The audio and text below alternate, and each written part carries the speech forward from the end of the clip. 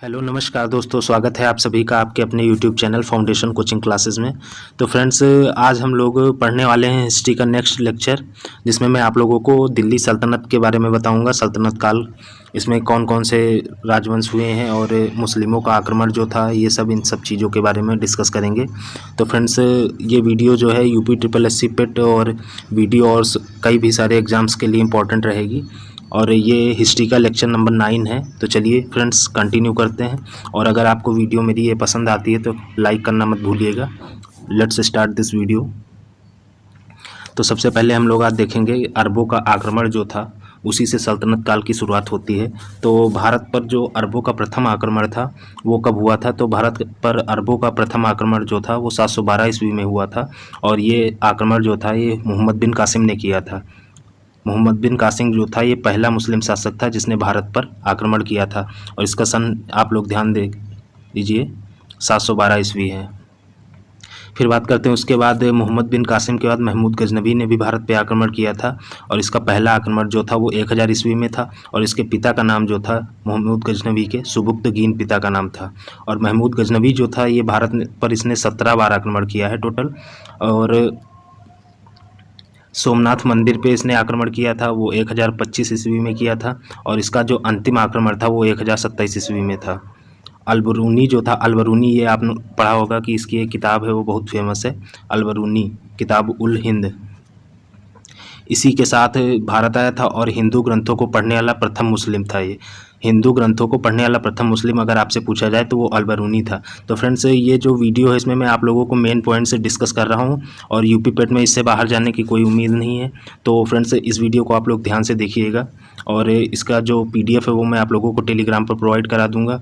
और ये short notes के बारे में है, तो इससे आपको पेपर के टाइम रिवीजन करने में बहुत ज़्यादा हेल्प होगी।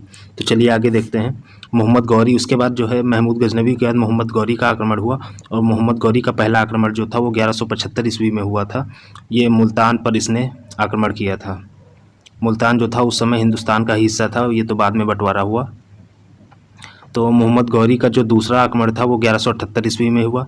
और इसको जो भीम द्वितीय था ये इसने हराया था।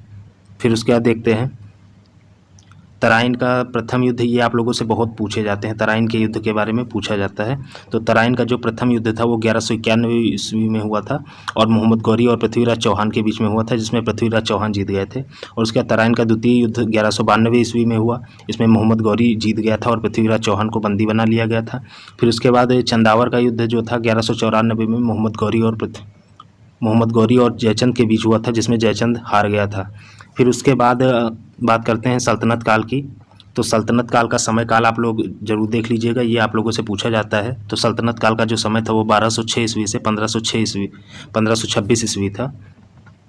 और इसमें कौन कौन से वंश हुए हैं? तो गुलाम वंश, खिलजी वंश, तुगलक वंश, सैयद वंश और लोधी वंश, ये आपके सल्तनत काल में आते हैं। और इसका सीक्वेंस भी आप लोगों से पूछा जाता है कि सही क्रम में लगाइए। तो आप लोग इसका सीक्वेंस जरूर याद कर लीजिए कि गुलाम वंश आया, फिर उसके बाद खिलजी वंश, फिर तुगलक वंश, फिर सैयद वंश, फिर लोधी वंश। और लोधी वंश के बाद आपका मुगल काल शुरू हो जाता है। तो दिल्ली सल्तनत में ये 5 वंश थे। और गुलाम वंश को हम लोग मामलूक वंश के नाम से भी जानते हैं। फिर गुलाम वंश के बारे में हम लोग डिस्कस करेंगे आगे। तो गुलाम वंश में जो शासक थे उसके उनका क्रम अगर आप लोगों से पूछा जाए, वैसे इसमें शासक तो कई सारे हुए लेकिन सभी आप लोगों के लिए इम्पोर्टेंट नहीं है। तो इसमें जो मेन फिलहाल मैं शासक आपको सारे बताए दे रहा हूँ, फिर उसके बाद जो इम्पोर्टेंट है उसके बारे में हम लोग और डिस्कस कर लेंगे। तो गुलाम वंश जो था इसका संस्थापक जो था वो कुतुबुद्दीन ऐबक था। और इसने जो गुलाम वंश की स्थापना की थी वो 1206 ईस्वी में की थी। फिर उसके बाद जो था कुतुबुद्दीन ऐबक के बाद आराम शाह शासक बना, फिर इल्तुतमिश बना, फिर उसके बाद रुकनुद्दीन बना, फिर रज़िया बेगम बनी, फिर बहराम शाह, फिर मसूद शाह, फिर नासिरुद्दीन महमूद, फिर उसके बाद बलबन और फिर कैमूर्स और कैकुआद। ये गुलाम वंश के शासक थे। इसमें से सभी आप लोगों को नहीं पढ़ने हैं, जो इम्पोर्टेंट है वो मैं आप लोगों को बताए दे रहा हूँ।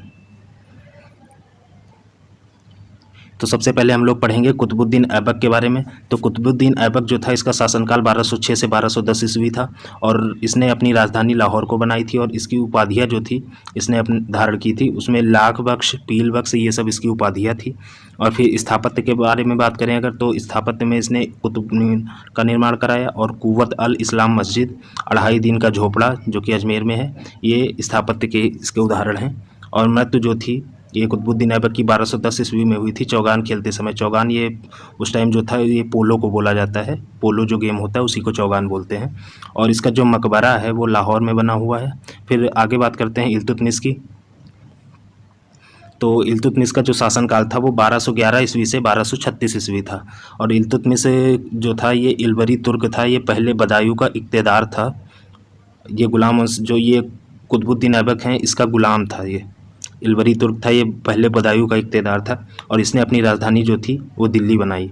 दिल्ली जो सल्तनत का वास्तविक संस्थापक है वो इल्तुतमिश को ही कहा जाता है। वैसे तो गुलाम वंश की स्थापना जो है वो कुतुबुद्दीन ऐबक ने की थी, लेकिन दिल्ली सल्तनत का जो वास्तविक संस्थापक है अगर ये आपसे पूछा जाए तो आप आंसर देंगे इल्तुतमिश।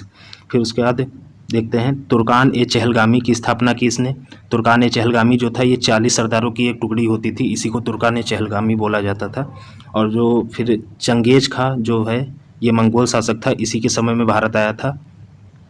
फिर नेक्स्ट पॉइंट है चांदी का टंका और तांबे का जीतल। ये क्वेश्चन आप लोगों से बहुत पूछा जाता है कि चांदी का टंका और तांबे का जीतल किसने चलवाया था सर्वप्रथम, तो उसका आंसर हो जाएगा इल्तुतमिश ने चलवाया था। और ये जो ब्रैकेट में दिया हुआ है सिक्कों का राजकुमार किसे कहा जाता है, तो इसका आंसर होगा इल्तुतमिश को ही सिक्कों का राजकुमार भी कहा जाता है। और फिर इसका जो मकबरा है बेटे नासिरुद्दीन का, इसने जो है इसका बेटा था नासिरुद्दीन, उसने इसका मकबरा बनवाया है। और मकबरा शैली की शुरुआत जो थी वो इल्तुतमिश ने ही की है मकबरा बनाने की। और रजिया को उत्तराधिकारी इसने अपना घोषित किया था, रजिया सुल्तान को। आगे हम लोग अभी रजिया बेगम के बारे में भी पढ़ेंगे। फिर देखते हैं रजिया बेगम के बारे में। तो रजिया बेगम जो थी ये प्रथम मुस्लिम शासिका थी। ये आप लोगों से कई बार पूछा गया है कि प्रथम मुस्लिम शासिका कौन थी, तो रजिया बेगम थी। इनका शासनकाल जो था 1236 ईस्वी से 1240 ईस्वी, जो कि बहुत कम समय के लिए था क्योंकि इनकी हत्या कर दी गई थी। तो इन्होंने अल्तुनिया से विवाह किया था। अल्तुनिया जो था ये इन्होंने इसको विद्रोह जो हुआ था, पंजाब में एक विद्रोह हुआ था उसका दमन करने के लिए अल्तुनिया से इन्होंने विवाह कर लिया था। और उस टाइम जो होते थे ये, अभी आपने देखा होगा वो जो 40 सरदारों की टुकड़ी मैंने बताया है उनको अमीर बोला जाता था। तो अमीर जो थे वो रजिया बेगम को नहीं चाह रहे थे कि ये शासक बने, क्योंकि ये एक लेडीज़ थी। तो इसी वजह से अमीरों ने बहराम शाह को गद्दी पर बैठाया और रजिया को 1240 ईस्वी में कैथल हरियाणा के पास हत्या कर दी इसकी। ये कैथल हरियाणा गई थी, वहाँ से अल्तुनिया के साथ वापस आ रही थी, तो रास्ते में अमीरों ने इनकी हत्या कर दी। फिर उसके बाद नेक्स्ट पॉइंट देखते हैं क्या है, बलबन के बारे में हम लोग जान लेते हैं थोड़ा सा। बलबन जो था ये भी एक इल्बरी तुर्क था और अफराशियाब का वंशज था। और इसका शासनकाल जो है 1265 से 1287 ईस्वी था। और इसका वास्तविक नाम था बहाउद्दीन। तो इल्तुतमिश का गुलाम था ये, जो बलबन था ये इल्तुतमिश का गुलाम था। और ग्वालियर विजय के पश्चात बलबन ने इसे खरीदा था। रक्त और लौह की नीति बलबन ने अपनाई थी। ये क्वेश्चन आप लोगों से बहुत पूछा जाता है कि रक्त और लौह की नीति किसने अपनाई थी, तो बलबन ने। ये जो था ये काफ़ी क्रूर शासक था। उलुग खां की उपाधि इसने धारण की थी और नासिरुद्दीन महमूद ने जो है इसको उलुग खान की उपाधि दी थी। तुर्कान ए चहलगामी को समाप्त किया। तुर्कान ए चहलगामी ऊपर आपने अभी पढ़ा था, इल्तुतमिश ने शुरू किया था, तो उसको इसने समाप्त कर दिया। जो अमीरों की व्यवस्था थी ये इसको समाप्त कर दिया और सिजदा पाबोस की शुरुआत की। सिजदा पाबोस क्या होता है कि जो राजा होता है उसके सामने ज़मीन में झुककर या लेटकर प्रणाम किया जाता है, उसको सिजदा पाबोस बोलते हैं। नवरोज़ त्यौहार की शुरुआत की। तो नवरोज़ त्यौहार क्या होता है, नवरोज़ त्यौहार ये पारसी लोग होते हैं, उनका नववर्ष होता है, उसी को नवरोज़ त्यौहार बोला जाता है। फिर दीवाने अर्ज सैन्य विभाग की स्थापना। दीवाने अर्ज जो था वो उसको सैन्य विभाग था उस समय का, तो उसकी स्थापना की। और बरीद ए मुमलिक क्या था, ये गुप्तचर विभाग था और इसकी स्थापना इसी ने की थी, बलबन ने। तो काफ़ी सेना में इसने सुधार किए थे। फिर उसके बाद बात कर गुलाम वंश में आप लोगों के लिए इतने ही शासक इंपॉर्टेंट थे जो कि मैंने आप लोगों को बता दिए हैं। उसके बाद देखते हैं खिलजी वंश। तो खिलजी वंश का जो शासनकाल था वो 1290 से 1320 ईस्वी था और ये सबसे छोटा, दिल्ली सल्तनत का सबसे छोटा वंश था जिसका समयकाल बहुत ही कम था। 1290 से 1320 मतलब कि 30 वर्ष था सिर्फ। ये खिलजी वंश जो था ये 30 वर्ष चला था। तो खिलजी वंश जो था इसकी स्थापना किसने की थी, तो जलालुद्दीन फिरोज खिलजी ने इसकी स्थापना की थी सन 1290 में। और उपाधि जो थी शाइस्ता खां की इसने ली थी, फिरोज खिलजी ने शाइस्ता की उपाधि ली थी। और अलाउद्दीन खिलजी जो था और उसके बाद मुबारक खिलजी, ये 3 शासक खिलजी वंश में हुए। तो इसमें आप लोगों से अलाउद्दीन खिलजी जो है वो काफ़ी इंपॉर्टेंट है, वो आप लोगों से पूछा जाएगा। तो अलाउद्दीन खिलजी के बारे में देख लेते हैं। अलाउद्दीन खिलजी का शासनकाल बहुत पूछा जाता है, कब से कब तक रहा, तो 1296 ईस्वी से 1316 ईस्वी तक रहा। और यूपी ट्रिपल एससी में शासनकाल अक्सर पूछे जाते हैं, डायरेक्ट सन दे दिया जाता है, पूछ लिया जाता है। डेट आप लोगों से नहीं पूछी जाती, सिर्फ सन पूछा जाता है कि किस वर्ष में अलाउद्दीन खिलजी ने शासन स्टार्ट किया था या कब से कब तक था। फिर आगे देखते हैं मूल नाम क्या था अलाउद्दीन खिलजी का, तो इसका मूल नाम था अली गुरशास्प, और उपाधि इसने किस नाम की ली थी, तो सिकंदर द्वितीय और सिकंदर ईशानी, ये इसकी उपाधियाँ थी। और अलाउद्दीन खिलजी के बारे में आप लोगों ने पढ़ा होगा कि ये इसने सेना और इन सब चीज़ों में बहुत ज़्यादा सुधार किए।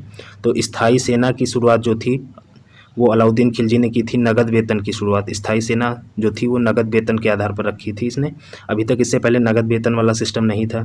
और घोड़े दागने और सैनिकों का हुलिया की जो शुरुआत थी वो भी इसी ने प्रारंभ की थी, घोड़े दागने की प्रथा और सैनिकों का हुलिया जो था। और भू राजस्व दर बढ़ाकर 1/2 पहुँच गई, और इसने जो भू राजस्व था, जो कर था, उसकी दर को बढ़ा दिया। वैसे तो ये 1/4 चलती थी, लेकिन इसने 1/2 कर दी थी। और बाजार मूल्य नियंत्रण प्रणाली लागू की, तो इसने जो टैक्स जो था, ये कर था, भू राजस्व दर, इसको बढ़ा दिया, लेकिन इसने एक काम ये अच्छा किया कि बाजार मूल्य नियंत्रण प्रणाली लागू कर दी थी। तो इससे जो महंगाई थी उस पर कंट्रोल रहता था, तो उस हिसाब से बैलेंस हो जाता था। फिर नेक्स्ट पॉइंट है दीवान ए रियासत का गठन। व्यापारियों पर दीवान ए रियासत का गठन किया और व्यापारियों पर इसने अपना नियंत्रण स्थापित किया। और फिर उसका शहना ए मंडी, ये जो था ये बाजार अधीक्षक एक होता था, उसके पद को जब इसने बाजार नियंत्रण प्रणाली लागू की तो बाजार को ये मतलब कि देख रेख करने के लिए एक अधीक्षक नियुक्त किया, उसको शहना ए मंडी बोला जाता था, उसको बाजार अधीक्षक जिसको कहते हैं। फिर दीवान ए मुस्तखराज, दीवान ए मुस्तखराज क्या था, ये किसानों को बकाया वसूलने के लिए इसने एक अधिकारी रखा हुआ था, उसे ही दीवान ए मुस्तखराज बोला जाता था। और कर वसूलने का काम आमिल का होता था। बकाया वसूलने के लिए दीवान ए मुस्तखराज और कर वसूलने के लिए आमिल नाम का अधिकारी था। घरी और चरी कर की शुरुआत की। घरी और चरी कर ये क्या होता है, तो जो हाउस टैक्स जिसको हम लोग बोलते हैं उसे ही घरी का कर बोला जाता था। और चरी का कर जो था ये पशुओं पर लगाया जाता था, जो दुधारू पशु होते थे उन पर जो टैक्स लगाया जाता था उसे चरी कर बोलते थे। तो घरी और चरी कर की शुरुआत जो थी अलाउद्दीन खिलजी ने की थी।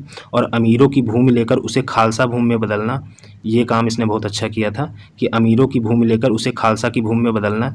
ये काम, खालसा की भूमि क्या होती थी, मतलब जो अमीरों के पास एक्स्ट्रा ज़मीन होती थी उसे ये अपने कंट्रोल में ले लेता था और उसको उस पर अपना राजवंश का जो भी बनवाए, लेकिन वो अपने कंट्रोल में ले लेता था अमीरों की जो भूमि थी। और फिर अमीर खुसरो इसके दरबार में रहता था। अमीर खुसरो तो आप लोगों ने नाम सुना ही होगा, काफ़ी फेमस नाम है अमीर खुसरो। इसकी एक रचना है तोता है हिंद, ये काफ़ी आप लोगों से पूछी जाती है, इसकी रचना किसने की थी। बाकी सितार और इन सब चीज़ों की भी इसी ने खोज की थी। और इसका एक गुलाम था मलिक काफूर। मलिक काफूर आपने वो पद्मावत मूवी देखी होगी, उसमें दिखाया गया है मलिक काफूर कौन था। तो मलिक काफूर जो था ये अलाउद्दीन खिलजी की जो दक्षिण विजय थी इसने बहुत ही महत्वपूर्ण भूमिका निभाई थी और 1000 दिनार में इसको खरीदा गया था। तो मलिक काफूर को 1000 दिनारी भी बोला जाता है क्योंकि इसको अलाउद्दीन खिलजी ने 1000 दिनार में खरीदा था। फिर स्थापत्य की बात करें तो इसने जमयत खाना मस्जिद, अलाई दरवाज़ा, सीरी का किला और 1000 खंभा महल ये सब बनवाया है, ये इसके स्मारक हैं। फिर उसके बाद नेक्स्ट बात कर लेते हैं तुगलक वंश की। तो तुगलक वंश का शासनकाल जो था वो 1320 ईस्वी से 1398 ईस्वी था और ये सबसे बड़ा राजवंश था क्योंकि इसका समयकाल जो है काफ़ी ज़्यादा था। तो ये सबसे बड़ा समयकाल के हिसाब से सबसे बड़ा राजवंश था। तो इसके प्रमुख शासकों की अगर बात करें तो सबसे पहले इसकी शासक हुआ गयासुद्दीन तुगलक, फिर उसके बाद मोहम्मद बिन तुगलक, फिर फिरोज शाह तुगलक। तो तुगलक वंश की स्थापना किसने की थी, तो तुगलक वंश की स्थापना जो थी वो गयासुद्दीन तुगलक ने की थी और उसके बाद मोहम्मद बिन तुगलक हुआ और फिर उसके बाद फिरोज शाह तुगलक और इसका जो अंतिम शासक था वो नासिरुद्दीन महमूद तुगलक था। और इसी के समय में तैमूर का जो आक्रमण था वो हुआ था 1398 ईस्वी में। तो सबसे पहले आगे देखते हैं हम लोग गयासुद्दीन तुगलक के बारे में। तो गयासुद्दीन तुगलक जो था इसने तुगलक वंश की स्थापना की थी 1320 ईस्वी में और इसने कौन कौन से कार्य किए, तो नहर निर्माण की शुरुआत, तुगलकाबाद की स्थापना, डाक चौक की स्थापना, यातायात का प्रबंधन और निजामुद्दीन औलिया से मतभेद था इसका।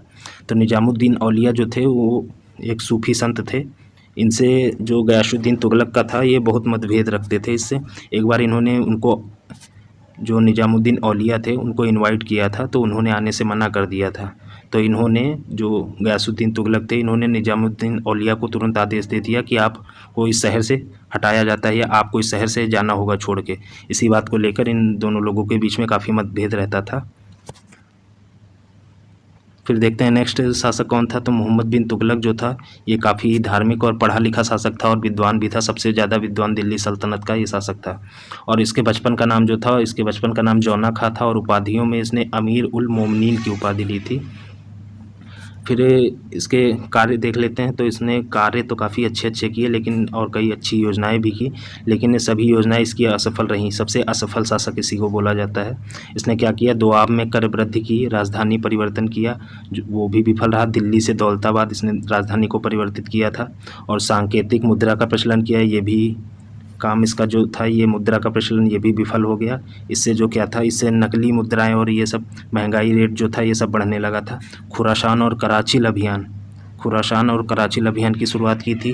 तो ये सभी इसकी असफल योजनाएं थी। अमीर ए कोहो कृषि विभाग की स्थापना की थी। कृषि विभाग जो था उसे अमीर ए कोहो बोला जाता था। और मोरक्को यात्री जो इब्न बतूता था, दरबार में इसी के आया था और उसे काजी के पद पर इसने नियुक्त किया था। और इब्न बतूता की जो पुस्तक है ये आप लोगों से पूछी जाती है कि रेहला पुस्तक के लेखक कौन थे, तो इब्न बतूता था और ये एक मोरक्को यात्री था और मोहम्मद बिन तुगलक के समय में आया था। और डाक व्यवस्था इसने जो थी वो मजबूत की। और घट्टा अभियान 1351 में मृत्यु हो गई इसकी। घट्टा अभियान जो था उसके तहत, उसी के चलते इसकी 1351 में मृत्यु हो गई थी। विजयनगर साम्राज्य की स्थापना जो थी 1336 ईस्वी में इसी के शासनकाल में हुई थी विजयनगर की स्थापना। तो विजयनगर की स्थापना किसने की थी, तो विजयनगर की स्थापना हरिहर और बुक्का जो दो भाई थे उन्होंने 1336 ईस्वी में की थी। तो उस समय जो दिल्ली में मोहम्मद बिन तुगलक का ही शासनकाल था। फिर उसके बाद देखते हैं नेक्स्ट शासक। तो नेक्स्ट शासक है फिरोज शाह तुगलक। इसका शासनकाल 1351 से 1388 ईस्वी रहा। और मोहम्मद बिन तुगलक का चचेरा भाई था ये फिरोज शाह तुगलक। और हिसार, फिरोज़ाबाद, फतेहाबाद, जौनपुर, फिरोजपुर की स्थापना भी इसी ने की थी। ये इतने सारे शहर इसी ने बसाए थे। इसमें से आप लोगों के लिए जौनपुर काफ़ी इंपॉर्टेंट है। जौनपुर आप लोगों से पूछा जाता है कि जौनपुर की स्थापना किसने की थी, तो फिरोज शाह तुगलक ने की थी। और इसने जो था ये सिंचाई कर इसी ने शुरुआत की थी। 1/10 भाग जो होता था कृषि का, वो 1/10 भाग जो था वो सिंचाई कर इसने लगाया। और ब्राह्मणों पर जजिया कर सर्वप्रथम इसी ने लगाया था। और इसका जो 2 बार राज्याभिषेक किया गया था, एक बार घट्टा में, एक बार दिल्ली में। अमीरों को जागीर दिया और भ्रष्टाचार जिससे कि बढ़ गया। और अमीरों को इसने जागीर दे दी और इससे भ्रष्टाचार बढ़ गया, क्योंकि अमीर लोग जो थे वो मनमाने ढंग से अपना कर वसूलते थे। इससे ज़्यादा करप्शन फैल रहा था। और फिर इसकी जो आत्मकथा है उसका नाम है फुतुहात ए फ़िरोज़ शाही। ये इसने स्वयं लिखी है फिरोज़ शाह ने। और तारीख़ ए फ़िरोज़ शाही ये इसने लिखी नहीं, ये एक वर्णी कवि थे, उन्होंने लिखी है तारीख़ ए फ़िरोज़ शाही। फिर उसके बाद देखते हैं कौन कौन से विभाग की स्थापना की इसने।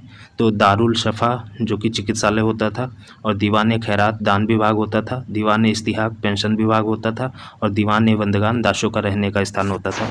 ये टॉपिक थोड़ा सा आपका बड़ा है तो वीडियो थोड़ी लंबी हो सकती है, तो वीडियो को लास्ट तक ज़रूर देखिएगा। काफ़ी इंपॉर्टेंट वीडियो है, इससे बहुत ज़्यादा क्वेश्चंस पूछे जाते हैं पेपर में, तो बने रहिएगा। स्थापत्य की अगर बात करें तो लोक निर्माण विभाग की स्थापना इसी ने की थी।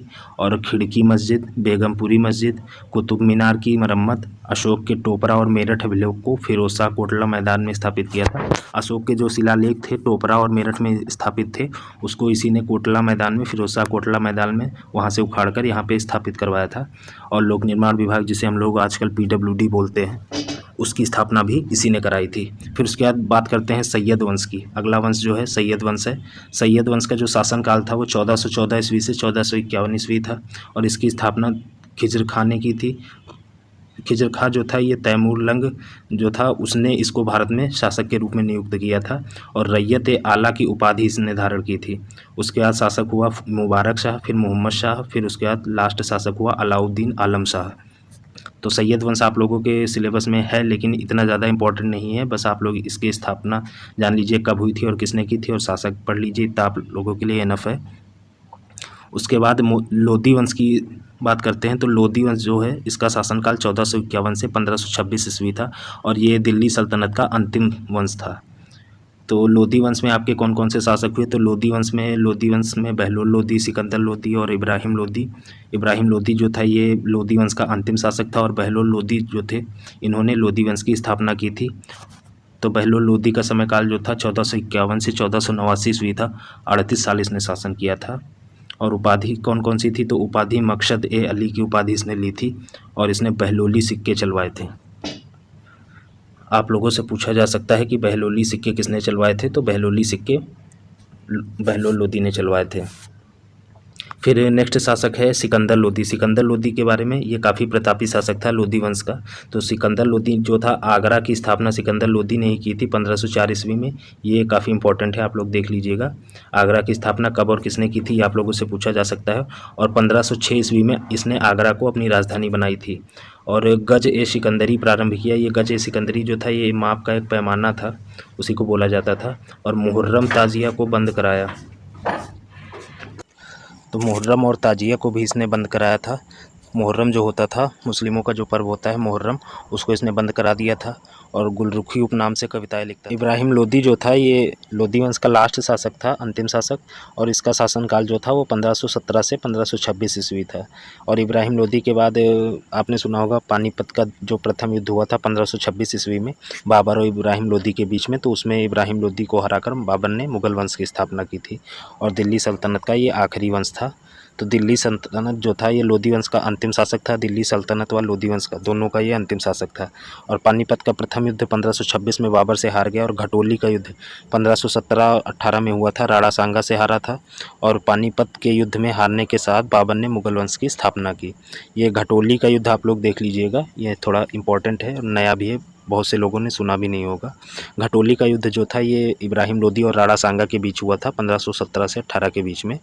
तो दोस्तों, ये आपका दिल्ली सल्तनत इस तरह से कंप्लीट होता है। और इसके बाद हम लोग अगले लेक्चर में मुगल काल के बारे में पढ़ेंगे।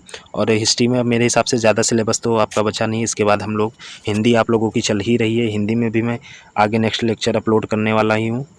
तो इस तरह से आप लोगों की 50% सिलेबस आप लोगों का जल्दी से जल्दी कवर हो जाएगा। और पेट के एग्ज़ाम डेट में भी ज़्यादा टाइम बचा नहीं है, तो आप लोग अपनी तैयारी को कंटिन्यू रखिए।